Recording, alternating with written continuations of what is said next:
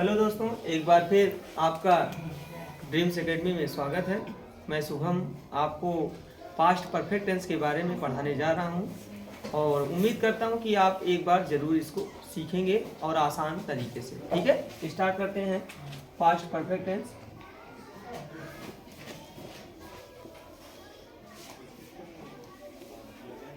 जैसा कि जहाँ पर परफेक्ट शब्द लग जाता है उसका मतलब ही होता है पूर्ण, और जब पास्ट आ जाए तो पास्ट की मैंने पहचान भी बताई थी, था, थी, थे। और याद कीजिए मैंने बताया था परफेक्ट के लिए चुका, चुकी, चुके शब्द आता है। चुका, चुकी, चुके शब्द आता है तो ऐसी स्थिति में उसमें था, थी, थे जोड़ोगे तो चुका था, चुकी थी, चुके थी पहचान बनेगी। तो पहचान आपकी बन गई, चुका था, चुकी थी, चुके थे। ज़्यादा डीपली लिखाने से कोई फायदा नहीं है, सिर्फ एक शॉर्ट परिभाषा आप मतलब इसकी पहचान याद कर लीजिए। चुका था, चुकी थी, चुके थे, इतने से आपका काम चल जाएगा। इसमें दो प्रकार के वाक्य होते हैं। एक वाक्य आपका होता है जिसमें दो वाक्य जोड़े गए होते हैं। जैसे आता है चुका, मतलब जैसे पहले शब्द आ सकता है, बाद में भी आ सकता है। जैसे मेरे खाना खाने से पहले मरीज मर चुका था या डॉक्टर साहब आ चुके थे। ऐसे ट्रांसलेशन इसमें आपको हम सिखाएंगे आज। सबसे पहले एक नॉर्मल ट्रांसलेशन सीख लेते हैं। नॉर्मल ट्रांसलेशन सीखने के लिए आप स्ट्रक्चर ऐसे लिखोगे और उसके बाद आप क्या लिखोगे, सबसे पहले सब्जेक्ट, फिर लगाओगे हेड, फिर लगाओगे वर्ब की थर्ड फॉर्म, फिर उसके बाद क्या लिखोगे आप, ऑब्जेक्ट लिखोगे। उसके तुरंत पश्चात आप अदर वर्ड लिखोगे। आशा करता हूँ ये स्ट्रक्चर आपको याद हो गई होगी, क्योंकि हमेशा याद कर लीजिए कि जो भी परफेक्ट होगा आपका उसमें वर्ब की थर्ड फॉर्म लगेगी। कौन सी फॉर्म लगेगी, थर्ड फॉर्म। चलिए, चाहे प्रेजेंट परफेक्ट हो, चाहे पास्ट परफेक्ट हो, चाहे फ्यूचर परफेक्ट हो, हमेशा वर्ब की थर्ड फॉर्म लगेगी। एक आध दो ट्रांसलेशन इसमें देख लेते हैं। जैसे रमेश बाजार जा चुका था। बच्चे पूछते हैं कि प्रेजेंट पास्ट इंडेफिनिट टेंस में और पास्ट परफेक्ट टेंस में अंतर क्या है। तो मैं उन्हें बताना चाहता हूं कि पास्ट परफेक्ट टेंस का काम जो है वो काफी समय हो गया होता है उसको कंप्लीट हुए। जैसे रमेश बाजार जा चुका था, मतलब हो गया, काफी देर हो गया, एक दिन या 2 दिन। लेकिन इसी पे मैं बोल दूं रमेश बाजार गया, इसका मतलब ज्यादा देर नहीं हुई, ज्यादा ज्यादा 1 या 2 मिनट या 1 घंटे, 2 मिनट, 2 घंटे ऐसे ही होते हैं। तो रमेश बाजार जा चुका था, तो इसमें चुका था और बाजार गया, दोनों में यही अंतर है। गया वाले में काम क्या होता है, थोड़ा ज्यादा देर नहीं लगती है, लेकिन चुका था, चुकी थी में लगभग 1 दिन, 2 दिन, कई महीने ऐसे लग सकते हैं। आई होप आप दोनों में अंतर समझ गए होंगे।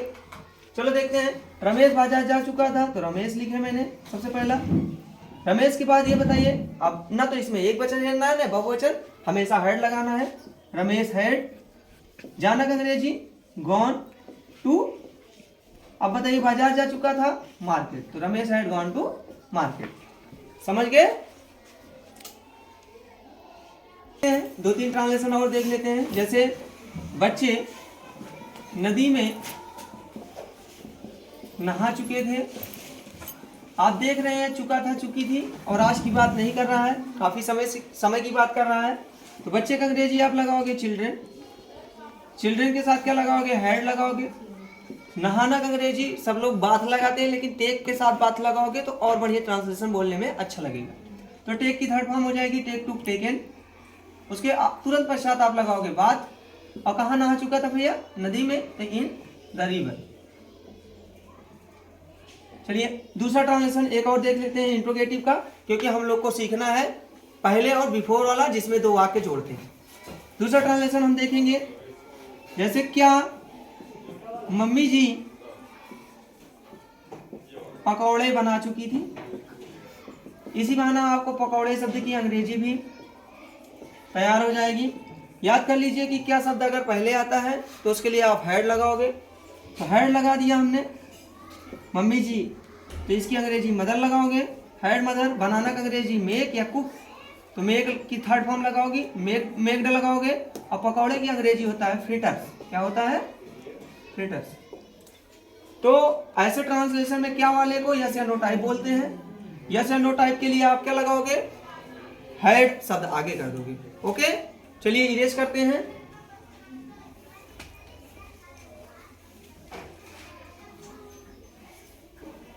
अब हम सीखेंगे कंडीशनल वाक्य। कंडीशनल में पहले और बाद शब्द जुड़े होते हैं। ध्यान से देखिए, इसमें एक शब्द आएगा पहले, दूसरा शब्द आएगा बाद। अब पहले की अंग्रेजी आपको पता ही होगी, बिफोर या एगो शब्द लगाओगे, या बाद की अंग्रेजी आप क्या लगाओगे, आफ्टर लगाओगे। सुनिए ध्यान से, इन सभी ट्रांसलेशन को पहले समझिएगा, उसके बाद बताइएगा रिजल्ट क्या आता है। मेरे बाजार पहुंचने से पहले पिताजी घर आ चुके थे। मेरे खाना खाने से पहले वह खाना खा चुका था। मरीज के अस्पताल पहुंचने से पहले डॉक्टर साहब इलाज कर चुके थे। ऐसे ट्रांसलेशन में बीच में एक शब्द आया पहले, और दूसरा मान लीजिए आफ्टर वाला ट्रांसलेशन देखते हैं, मेरे घर जाने के बाद तुम स्कूल पहुंचे थे। ऐसे ट्रांसलेशन की इंग्लिश कैसे बनाई जाएगी आज हम सीखेंगे।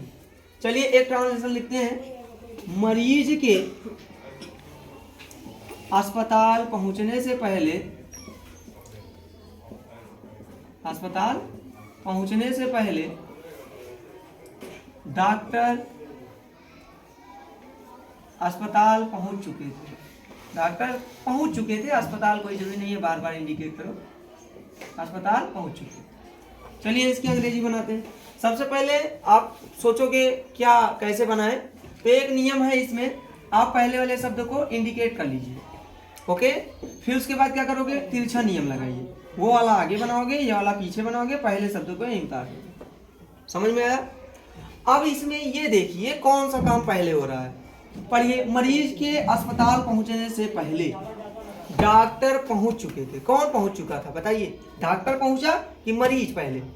तो आपका रिजल्ट जाहिर सी बात होगा, पहले डॉक्टर पहुंच चुके थे। पहले कौन पहुंचा, डॉक्टर, तो ये काम पहले हुआ।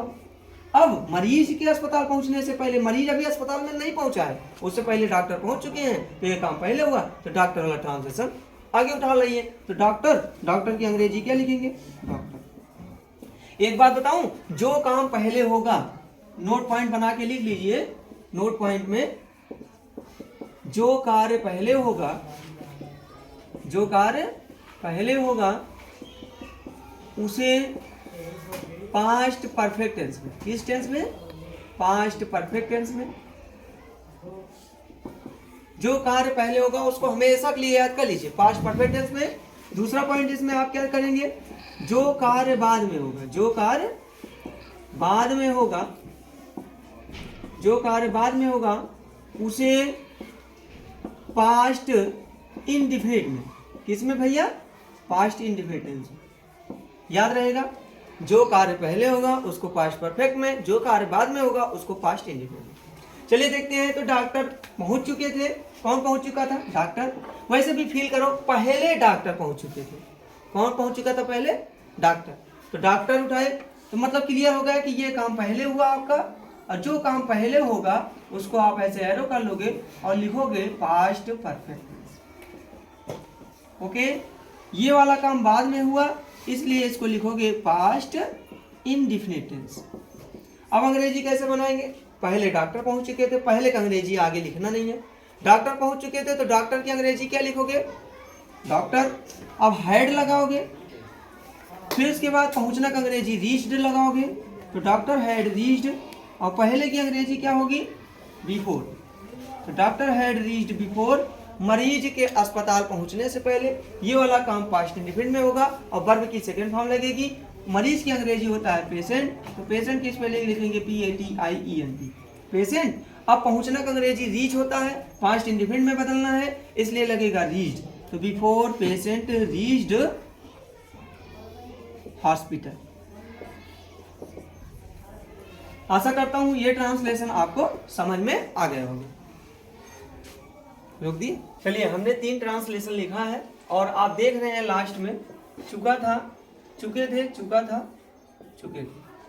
ऐसे ये क्लियर हो गया कि ये पास्ट परफेक्ट टेंस ही है। अब इसमें आप देखिए पहले शब्द है, इंडिकेट कर लिए। अभी बाद वाला इसके जस्ट पश्चात बनाएंगे ट्रांसलेशन, तो देखते हैं।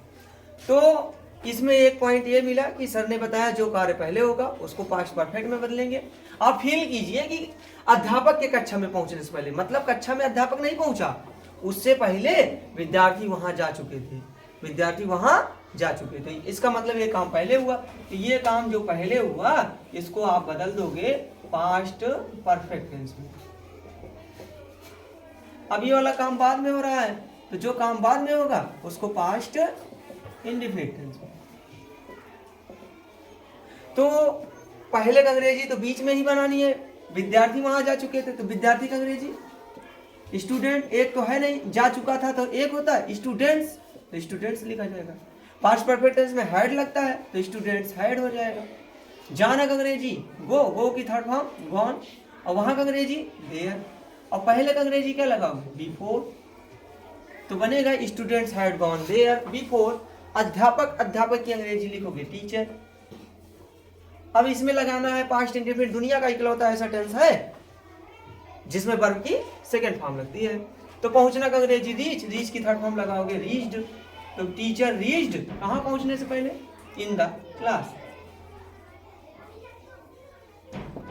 चलिए दूसरा ट्रांसलेशन देखते हैं। मेरे दुकान बंद करने से पहले वह सामान खरीद चुका था, वह सामान खरीद चुका था, यह काम पहले हुआ इसलिए इसको पास्ट परफेक्ट टेंस में।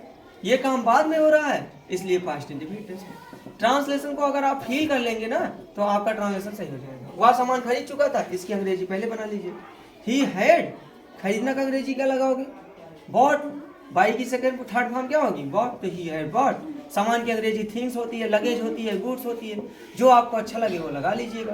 पहले का अंग्रेजी क्या लगाओगे बिफोर, बिफोर लिख दिया गया। मेरे दुकान बंद करने से पहले, तो मेरे के यहाँ अंग्रेजी भले माई लग रहा है लेकिन रियल में होगा आई। अब बंद करने का अंग्रेजी क्लोज, क्लोज की थर्ड फॉर्म लगा दोगे क्लोज, तो आई क्लोज्ड क्या द शॉप, दुकान की अंग्रेजी शॉप। अब इसकी अंग्रेजी कैसे बनाएंगे, पहले पिताजी पुस्तक खरीद चुके थे, तो पिताजी का काम पहले हुआ तो ये आगे ले आइए, तो फादर हैड, तो फादर हैड हो जाएगा। खरीदना खरीदना का अंग्रेजी बाई, बाई की थर्ड फॉर्म क्या लगाओगे बॉट, तो फादर हैड बॉट, क्या खरीद चुके थे बुक, और पहले का अंग्रेजी क्या लगाओगे बिफोर। अब ये वाला काम बाद में हुआ है उसकी अंग्रेजी जोड़ दीजिए, जैसे रवि ने किया है तो लिख दीजिए रवि। उसके बाद लिखना का अंग्रेजी राइट, राइट की थर्ड फॉर्म क्या लिखोगे रोट, तो before write wrote, Ravi wrote letter. वाला तो बन ही नहीं